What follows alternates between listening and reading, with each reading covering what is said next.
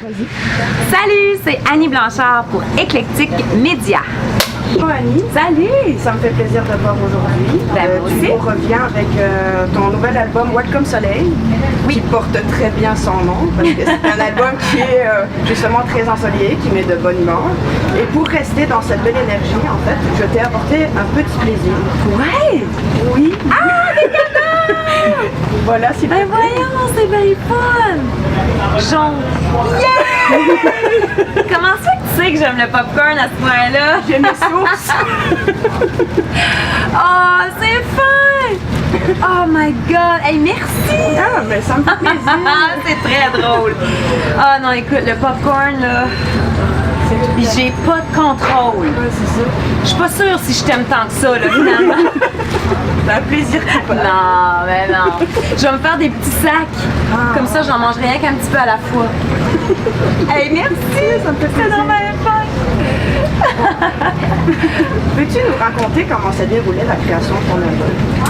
Oui.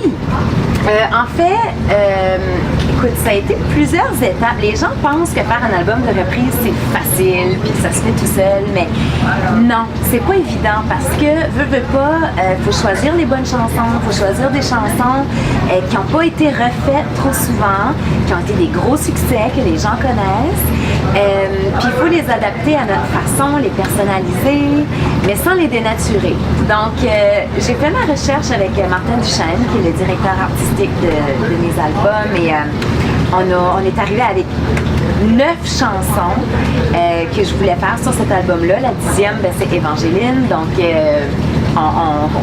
c'était évident, j'avais pas de recherche à faire là-dessus. Et ensuite de ça, ben là, il fallait les amener en studio.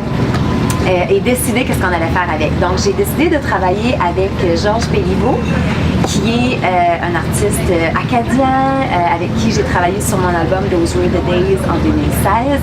Et Georges, je pense que c'est la meilleure personne pour faire du country, de un, parce que le country lui coule dans les veines depuis qu'il est jeune, mais aussi c'est un gars qui a beaucoup de facilité à prendre des chansons qu'on connaît puis à les adapter à une nouvelle sauce, mais on les reconnaît les chansons, mais il leur donne un nouveau souffle de vie, il les fait revivre de belles façons et c'est un bon partner pour faire ça. Donc on est arrivé en studio, toute la gang, j'avais toute mon équipe de musiciens qui étaient là-bas à Moncton aussi, des Acadiens. En fait, on a enregistré à Memramcook, qui est une petite ville pas loin de Moncton.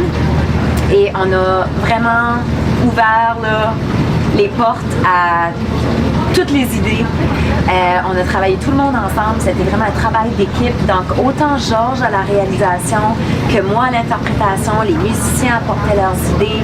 Et de fil en aiguille, on est arrivé avec des résultats super le fun et même des belles surprises parce que des fois, on arrivait en studio, on ne savait pas du tout comment ça allait tourner. On disait, OK, bon, aujourd'hui, mettons, on va travailler sur la prison de Londres. Qu'est-ce qu'on fait là? T'sais, on avait une idée, mais ça finit avec quelque chose de tellement le fun, de très new country, très américain dans le son, un peu très Nashville, tu sais. Puis c'est ça que je voulais. Je voulais qu'on amène ces chansons-là ailleurs, mais on les reconnaît, l'essence de la tune est là. Et ça a été vraiment, vraiment le fun à faire. Donc, nous, on essaie toujours d'approcher les chansons de façon... on se dit toujours, si nous, on nous les avait présentées, ces chansons-là, en premier, là. Mettons qu'il n'y a pas personne d'autre qui les avait faites avant nous autres. Qu'est-ce qu'on aurait fait avec? Donc, on essaie toujours de trouver un équilibre entre ce qu'on aurait fait avec et ce qui a été fait. Donc, on met ça ensemble, puis ça finit toujours par donner un beau résultat. Justement, ton album Welcome Soleil est dans le même concept que ton précédent album qui était en anglais. Oui. Est-ce que c'est plus difficile de trouver des chansons en français ou en anglais pour toi? Ça a été plus difficile en français. Ouais, parce que je suis francophone, je viens d'un milieu culturel francophone. J'ai beaucoup de mes amis ici qui ont refait des chansons en français, des reprises. Donc, ça a été difficile quand même de trouver des chansons qui n'ont pas été refaites trop souvent. Mais on y est arrivé quand même. Il y en a quelques-unes qui ont été refaites par quelques artistes dans les dernières années, mais ça sonne pas réchauffé. Là, on a eu pas tant de versions. Je pense que la seule sur l'album qui a été refaite quand même souvent, c'est Travailler c'est trop dur de Zachary Richard, que tout le monde adore. Mais je peux pas passer à côté de cette chanson-là parce que ça faisait partie de mon répertoire acadien préféré. Puis je voulais apporter un peu de l'Acadie aussi sur cet album. Mais justement, comment tu fais pour mettre ton univers dans cette chanson-là qui est très populaire tout en respectant celui de Zachary Richard? Ben, en fait, nous, on s'est dit, OK, la majorité des versions de Travailler c'est trop dur, c'était très guitare, très folk, un peu mélancolique, un peu nostalgique dans l'approche du texte. Nous autres, on a dit, on va aller ailleurs. On va faire comme, OK, Travailler c'est trop dur, mais wouhou! Fait qu'on a apporté ça là, vraiment ailleurs. On a fait comme, OK, Travailler c'est trop dur, un style très estival, très up la vie, up tempo, qui bouge, parce qu'on peut toujours refaire des chansons de n'importe quelle façon. Tout se fait, tu sais. Il faut juste trouver la bonne façon de le faire. Et pour Travailler c'est trop dur, ben, c'est ce qu'on a fait. Je pense qu'il y a eu Wilfred qui avait fait une version aussi un peu dans ce genre-là, mais dans la sonorité, dans les arrangements, on est quand même différents. Donc, ouais, nous autres, c'est comme ça qu'on l'a approché. On a dit, bon, ben, on va approcher ça différemment. Puis des fois, quand le texte, quand tu lis le texte et quand tu mets les arrangements avec, le texte prend une autre tournure, on dirait, tu sais. Fait que nous autres, ça a été vraiment plus comme, on a du fun, travailler c'est trop dur, mais on y va. Tu sais, c'est comme, c'est plus joyeux. Oui, c'est sûr. Ouais. C'est important comme ça. Mais, écoute, j'ai tellement aimé la nostalgie de Zachary et ce côté-là, tu sais. Fait que, en quelque part, il y en a pour tous les goûts, finalement. Mais justement, c'est ça qui est intéressant, de mettre un peu plus de joie dans les chansons qui sont un peu plus tristes, finalement. Oui, exactement. Et, au niveau d'Évangéline, en fait, c'est une chanson qui t'accompagne depuis le début de ta carrière. Ouais. Quelle image en as-tu aujourd'hui? Ah, écoute, mon amour pour cette chanson-là, mon amour pour Évangéline n'a pas changé. J'ai toujours autant de plaisir à l'interpréter. Il y a beaucoup de gens qui me disent « Ah, peut-être qu'à un moment donné, tu vas te tanner. » Non. Il se passe toujours quelque chose de magique. La première fois que je l'interprète devant quelqu'un qui n'a jamais entendu, à chaque spectacle que je fais, il y a toujours du monde qui n'ont jamais entendu live. Puis il se passe toujours quelque chose de spécial. Les gens aiment cette chanson-là. Beaucoup. Puis encore aujourd'hui, je la fais dans mes spectacles, je la fais sur la tournée La Caravane Country d'Orange Albert. On a toujours une méga réaction. Le monde l'aime. Puis moi, je veux dire, ça me fait tellement plaisir de pouvoir l'interpréter soir après soir parce qu'elle fait partie de moi. C'est la chanson qui m'a fait connaître. Puis je le dis souvent, puis c'est vrai, si j'avais pas fait cette chanson-là, je serais probablement pas en train de jaser avec toi aujourd'hui. Ça a été un bon choix de chanson pour moi. Puis c'est l'histoire de mon peuple, c'est l'histoire de l'Acadie, c'est l'histoire de mes ancêtres, c'est qui je suis. T'sais. Donc, je l'aime encore autant. Puis, pour moi, de refaire une version sur mon album Welcome Soleil, c'était le fun parce que je la refaisais avec des artistes acadiens, des musiciens acadiens, en Acadie. Écoute, je pensais pas que ça m'arriverait, mais j'ai encore pleuré en studio. J'ai comme, voyons donc, je vais-tu arrêter de broyer cette chanson-là? Mais c'est ce qu'elle me fait. Elle me touche encore beaucoup aujourd'hui.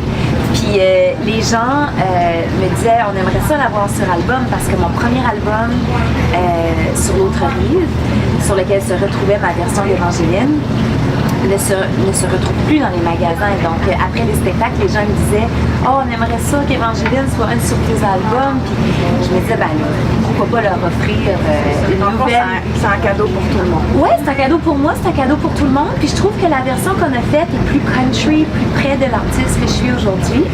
Et c'est sûr que la première fois que je l'ai interprétée, j'avais 27 ans, là, j'ai 40 ans, j'ai une plus grande maturité. Je pense que ma version que j'ai faite là-dessus est encore plus près de la femme et de l'artiste que je suis aujourd'hui. Donc, mais les gens vont la reconnaître, c'est la même Évangeline, c'est la même interprétation. C'est juste les petits arrangements qui sont différents. Puis on a rajouté un solo de guitare qui n'avait pas non plus sur les autres versions. Donc, justement, tantôt, tu as mentionné la Caravane Country. Ça fait plusieurs années que tu fais partie des invités de Laurent Jalbert. Ouais. Qu'est-ce qui t'a allumé dans ce concept? Ben c'est Laurence, premièrement. Travailler avec Laurence, c'est toujours un grand bonheur. Laurence, je l'ai connue il y a plusieurs années quand j'ai fait mon album Marcher vers le Nord. J'avais fait le duo Marcher vers le Nord, qui était la chanson titre. Et j'avais demandé à Laurence de le faire avec moi. Puis je la connaissais pas beaucoup, on s'était rencontrés une ou deux fois. Puis je me dis, ah ben regarde, elle peut juste me dire non. Puis évidemment, elle m'a dit oui, avec le plus grand des plaisirs. Puis c'est une femme que j'adore. C'est devenu une très très grande amie à moi. Elle fait partie de ma vie professionnellement, mais aussi personnellement. Et de faire ce projet-là avec elle, c'était sûr que j'allais avoir du plaisir. On a Paul Darèche avec nous autres, on a Maxime Landry, Marc-André Fortin. On est pas mal le noyau, les cinq, le noyau de ce spectacle-là.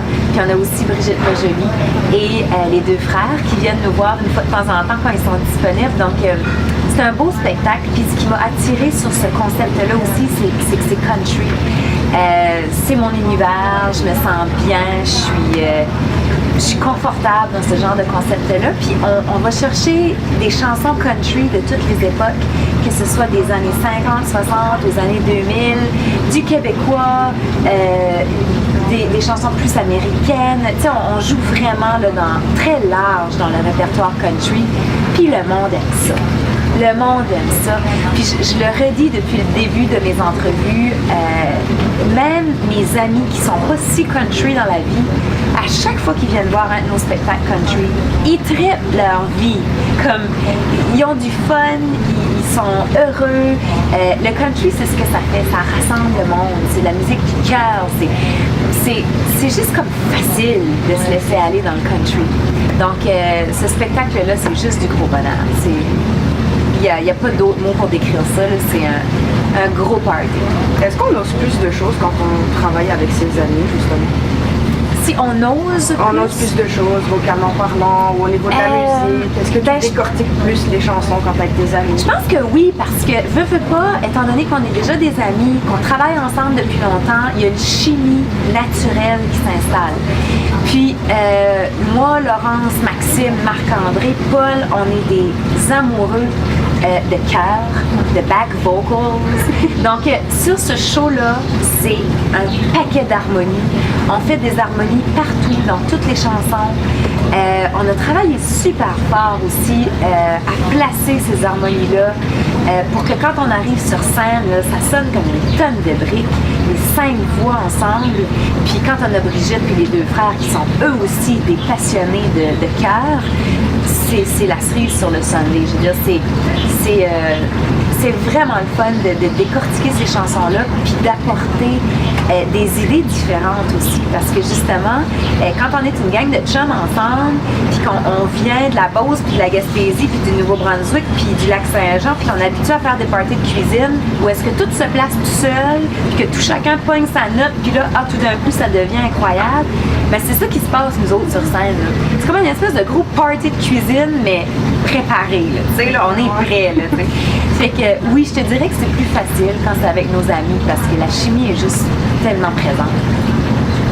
Justement, tu dégages souvent une image très positive, qui est très présente sur les réseaux sociaux. Tu fais quand même pas mal de messages sur le développement personnel. Ouais. Est-ce que c'est devenu un besoin pour toi? Oui, je te dirais que le développement personnel, présentement dans ma vie, c'est important. Ça fait partie de ma routine matinale. J'ai besoin de positif dans ma vie. Moi, je suis une fille qui a besoin de ça. Puis j'aime aussi le partager, ce positif-là, avec les gens. Ma vie n'est pas parfaite à chaque jour. T'sais, moi aussi, j'ai mes hauts, j'ai mes bas. Mais je trouve qu'en faisant du développement personnel, puis en travaillant sur nous, on dirait qu'on réussit à passer en travers de ces petites épreuves-là que la vie nous envoie plus facilement, puis de façon plus positive, puis on s'en sort plus vite. Donc, Oui, c'est rendu un besoin pour moi. J'ai besoin de faire ma méditation tous les matins. J'ai besoin d'aller prendre ma marche avec mon chien. Je mets mes écouteurs, j'écoute des audios de développement personnel. J'ai beaucoup de jeunes fans aussi, des jeunes femmes, des jeunes filles qui me suivent, qui sont des habitués d'Annie Blanchard, qui sont partout où est-ce que je vais. Puis je veux être un bon modèle pour ces jeunes-là.